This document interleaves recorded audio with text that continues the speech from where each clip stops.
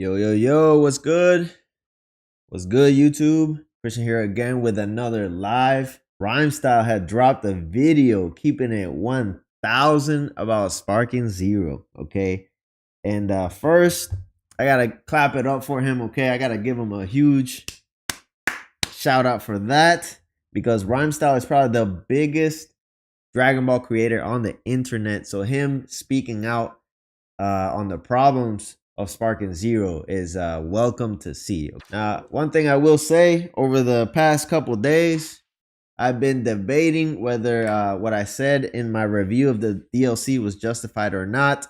And I have to say that 1000% I was justified in my DLC review, because the DLC hasn't done a lot for the game. I don't see a lot of people hyped for the game. They're playing the new characters, they're playing the new map, but it's not really changing the game for Sparking Zero because there's just a lack of content in the game at the moment, okay? And that didn't change with the DLC. The DLC just added characters, but like I said, the characters are mid-tier trash, and I still stand by that. I still stand by the characters are not good enough to spice up the game. In fact, my favorite characters in the DLC are probably these characters right here, the mini versions of Goku and Vegeta. These are probably my favorite DLC characters to come out of the Diamond Pack, not the adult versions, okay, not Goma. And you know, I still stand by that. Another discussion that was brought up by Prestiginy that I thought was really interesting was the discussion on Sparking Zero being a party game.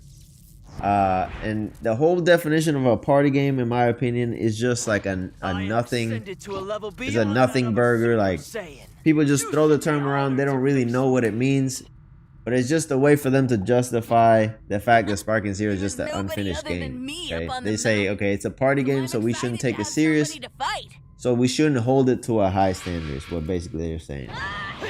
Jerry, what's good? Well, Mario Party is literally a party game. Super Smash Bros. Was created as a party game. Every Tenkaichi game is a party game. Yet every one of them have a comp side that turned into Evo-like events. My thing is, like, over time, the term party game has just been expanded to what they really mean is a casual game. They think Sparking Zero is a casual game. And I can agree with that, but when you say party game, it takes on a whole different meaning. Like, for me, a party game is like Mario Party, Wii Sports, Mario Kart. Very simple controls, very simple mechanics, not very deep. Sparking has a lot of deep mechanics that you would associate with a fighting game, but because they think it's casual, they want to call it a party game. I think what they really mean is they think Sparking Zero should be a casual game. It shouldn't be a comp game. So Sparking isn't a party game. I agree, Tank. I agree, Tank D. Sparking is an arena fighter. So let me start by saying this. Sparking doesn't have any casual modes in the game. Even quick play is not a true casual mode. It's a competitive 1v1 mode. Okay, and it's just not a ranked mode, but it's still a comp mode. There's no real casual modes in Sparking Zero. So if you were to call Sparking a party game, you would assume it would have more casual modes. It would have mini games. It would have more casual modes in the game. But as it stands now, you can't play anything but 1v1s. Even DP battles are 1v1s. So that in itself, in my opinion, takes it away from the party game moniker. For example, in Smash Bros, you can run, there's like mini games, there's like target mode. You could play with items, you could play with all sorts of casual things in the game, and that makes it more of a party game, right? But even the thing about Smash Bros is that it succeeds as a competitive game and a casual game. It succeeds as a party game, and it has a competitive side as well. Sparking doesn't succeed at anything. It doesn't succeed at being a true competitive game, and it doesn't succeed at all at being a party game. But in my opinion, it succeeds more at being a comp game than it does a party game. Calling it a party game, in my opinion, it's cope. It's people that just want to excuse the game for being released with bad mechanics, right? They're saying, okay, the mechanics are bad, but you shouldn't care because it's a quote-unquote party game. It's just cope, guys, in my opinion, okay? When I think of a party game, I think of a game where I can team up with my friends, not fight them 1v1. Exactly, Kaiser. Exactly. That's exactly my point. Like, where's the co-op modes? Where's the mini games? Where's the collectibles in the game? Where's all the casual stuff that you would assume that it would be in a party game? Where is that in this game? It's not there. So why are you calling it a party game? It's just cope. That's just what you want it to be. A lot of people want this game to be a party game, but as it stands now, with the mechanics that are in the game and the things that are in the game modes, it is not a party game. In my opinion, Sparking is just a bad comp game. That's what it is. But it's more of a comp game than it is a party game.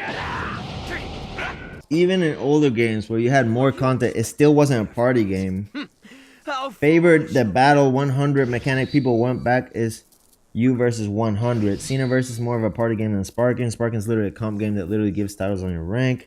What's up, Prestiginy? I saw your video, bro. You killed it, and I'm literally talking about it right now. About how Sparking is not a party game. Like, I don't know by what definition people keep calling this game a party game. When the main mode in the game is an online 1v1 mode, even the casual mode is a 1v1 mode. There's no mini games. There's no co-op. There's nothing casual about this game. Even the capsules that they give you in the game just mess with your stats. It doesn't actually, you know, affect the battle in any casual way. This is just a fighting game.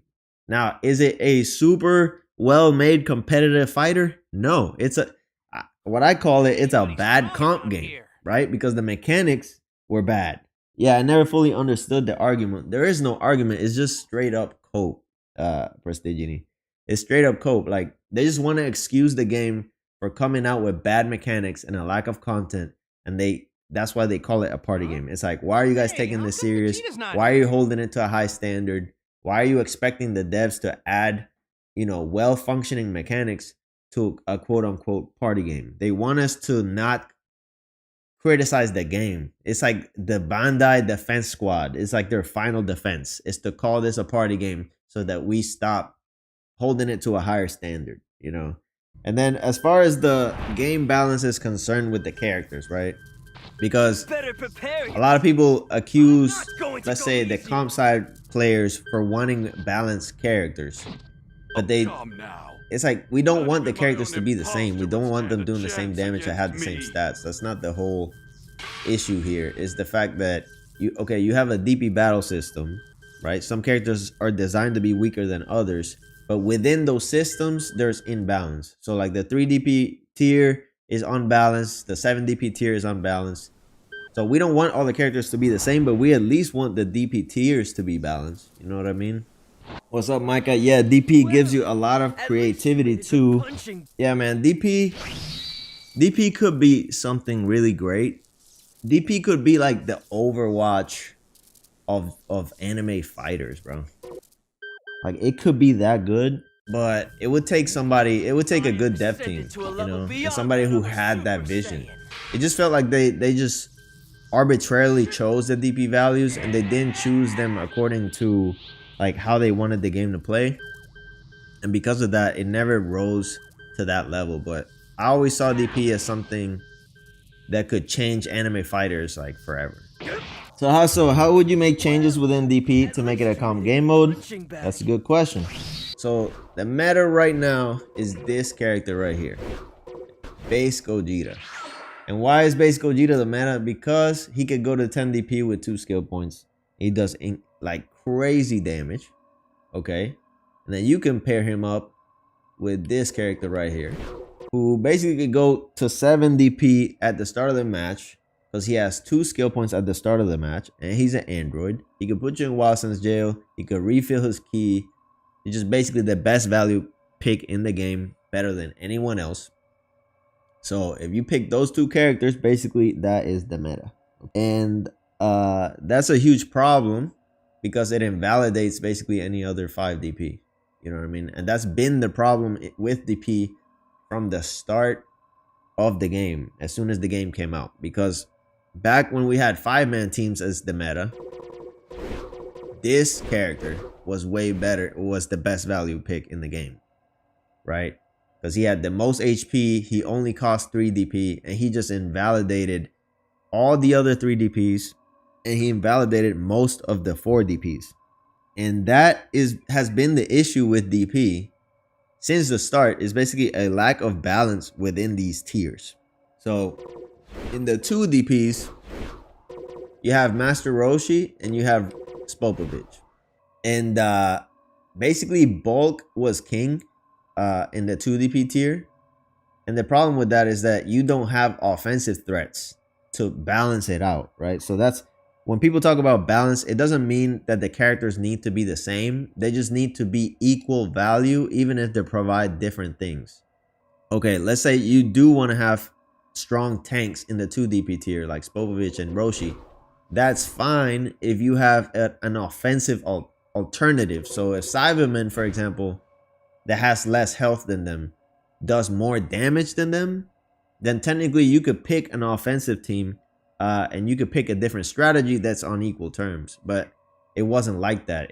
These characters were just better overall. Like they did more damage, they had more health, and that's just what it is. So you're not gonna pick Cyberman, you're not gonna pick Chaozu or anything like that. You're gonna stick with just the hardest hitting, most tanky character, which is either Roshi or Spopovich, right? Which is why I always propose go hard on the abilities for these other characters, right? Because if you make, for example, Pansy, when you added her, if you make her able to debuff defense, for example, then you give her another utility beyond just being a character that hits hard and has a lot of HP.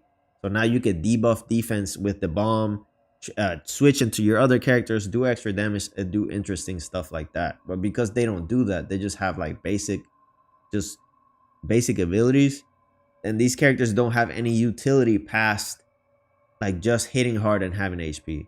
That's the problem, for example, with this character right here. So this character, his stats suck, so you're never gonna pick him over Raccoon. But if he had other abilities that give him more utility, then you might pick him over Raccoon. If you get my drift. Like a lot of people are ignorant to DP because, especially on PS5, because the game had died. Like DP, the game mode had died so bad. No one was really playing it. So unless you were playing on PC, you really don't know what DP is about or how to play it, right? So you still see people picking random teams because they're not treating it as a comp mode. But if they were really trying to be competitive, they will always go with base Gogeta because that is just the best character. That's why when you saw Speedy trying to grind ranks, he was picking base Gogeta. You know what I mean? They need to make 2DPs more supportive characters rather than make them based around offense and defense. Exactly. This peer. Exactly.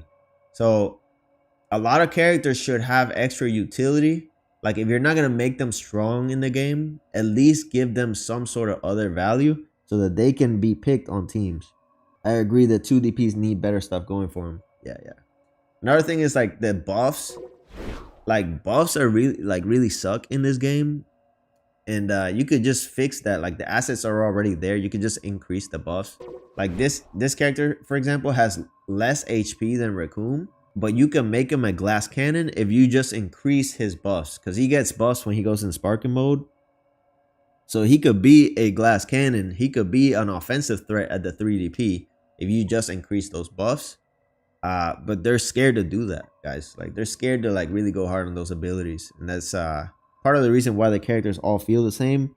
And why the game is boring overall. And like some of the kits, like I know they wanted to stay, you know, kind of legacy with Tenkaichi. But for example, Krillin, like Krillin has less HP than Nappa and Raccoon. So why not give him an unblockable Ki Blast with the, you know, when you charge up a standing move, it's a slow moving Ki Blast. I would have switched that to a Destructo Disc unblockable Ki Blast just to give him more offensive power, you know, like balance him against these like high HP threats. Right, and he still wouldn't be better than Raccoon even if you give him that unblockable Ki Blast. Like these characters get like debuffs when they buff, but the buffs are already bad. So why are you debuffing them?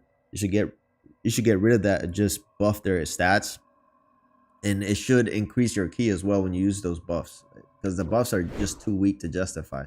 This character right here, I like. His stats are just not equal on an equal footing to Raccoon. So that was always the issue. That's why all of these characters got invalidated. As soon as people figured out that Raccoon was the best, he just invalidated everyone else.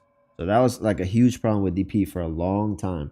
Krillin's not that good, but yeah, he's weaker than Roshi in game where he's the strongest human, right? So like Roshi has full HP, so Krillin should have full HP. You know what I mean? Gohan too, like just give him full HP. They already have less defense than Recoome, and that's fine. Like that should be enough. They don't need their HPs to be so low. Okay, and then so these characters here, like Zarbon, you could just buff his transformation. Make his transformation give him HP back and ki back, and just make it usable. You know, because you're going from 3DP to 3DP.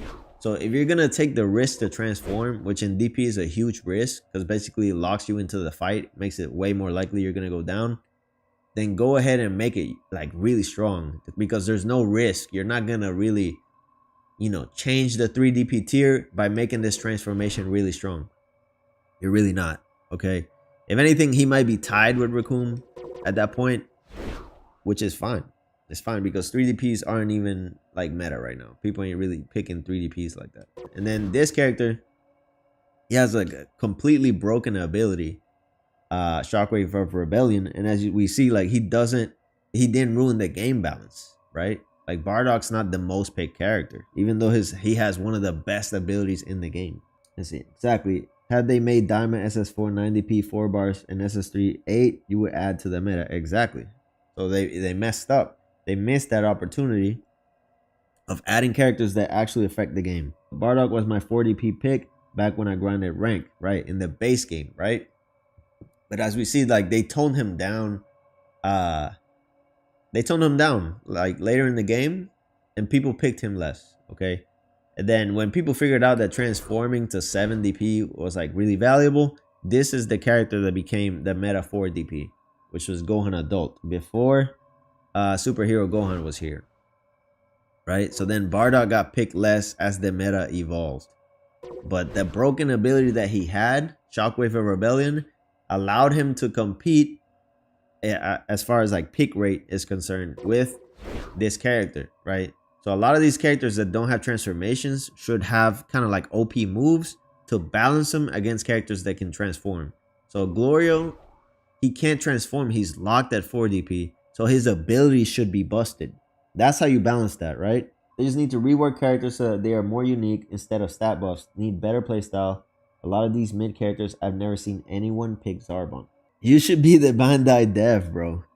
Yeah, I don't know, bro. I would like to talk to him though and give him some of these ideas. This is my general rule for game balance, right? Like if I were to balance the 4DPs, so you have these characters right here that are transformation characters. That's kind of OP because you could access like really high stats with these characters, which basically invalidates all the rest of the 4DPs. So Glorio, you know, like even Willow now, because of the stat difference, is trash. So a lot of these characters that can't transform need overpowered abilities. Like King's Dignity should be a mix of, for example, False Courage and stat boost for like 3 skill points. You know what I mean? So like if you give him that, now you have a character that has access to False Courage and stat boost for 3 skill points. So even though he can't transform and access higher stats, you can use him as a tank. He has like more utility. This character, High Tension, should give ki back, like full ki. I'm talking like a full ki bar back, because he can't transform, right? I mean, he could go giant, but giants ain't all that. His transformation is not that strong. So to justify, you know, picking him, he needs strong moves. Glorio, same thing. Like Thunder Charge should be like way better. So that's the 4 DPs. 5 DPs is when you start to get into like busted androids and stuff like that. Like this character should not start with 2 skill points. Should start with 0 and potentially maybe have less defense, right? Because you have to nerf him. If he's gonna have so much value that he could just go 7 and get ki back, then he needs to be a risky pick to where you can kind of deplete his HP at the start of the match. Same as this character, Superhero Gohan. That's what they did with him.